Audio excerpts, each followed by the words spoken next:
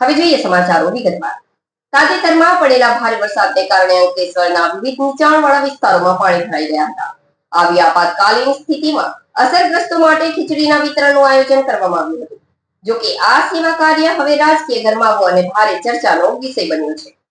સ્થાનિક નેતાઓએ પોતાના મત વિસ્તારોમાં ખીચડી વિતરણ કરતી વખતે ફોટા પડાવીને સોશિયલ મીડિયા પર અપલોડ કર્યા હતા અને વાહ મેળવી હતી, પરંતુ કેટલા ઘરો સુધી આ ખીચડી પહોંચે એ તો સ્પષ્ટ નથી। નગરપાલિકામાં વૈરાગી કેટરર્સનું ₹63,000નું બિલ આગામી સામાન્ય બોર્ડની મંજૂરી અર્થે મુકાતા જ મોટો વિવાદ ઊભો થયો છે। જો આ ખીચડીનું વિતરણ ખુદ નગરપાલિકા દ્વારા જ કરાવવામાં આવ્યું હતું તો રાહત કામગીરી દરમિયાન નગરપાલિકાના કોઈ અધિકારી કે કર્મચારી કેમ નજરે ન પડ્યા? સ્થળ પર માત્ર નેતાજીઓ જ કેમ વિતરણ કરતા અને ફોટો સેશન કરાવતા જોવા મળ્યા? ખર્ચ પાલિકાનો અને જસ પોતાના નામે ખાટતા આ નેતાઓ હાલ સમગ્ર શહેરમાં ચર્ચાના કેન્દ્ર સ્થાને છે।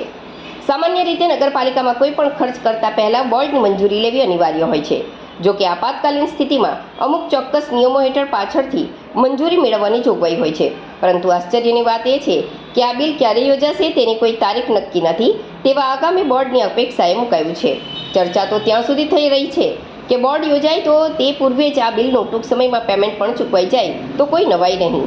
હવે પ્રશ્ન એ ઉપસ્થિત થાય છે કે આ બિલ ખરેખર નિયમ મુજબ મંજૂરી અર્થે મુકાયું છે કે પછી જસ ખાટી ગયેલા નેતાઓના ખિસ્સામાંથી જતા રૂપિયા બચાવવા માટે પાલિકાના સિરે આ બોજ નાખવામાં આવ્યો છે। આ મુદ્દે અંકલેશ્વરના રાજકારણમાં ભારે ગરમાવો જોવા મળી રહ્યો છે।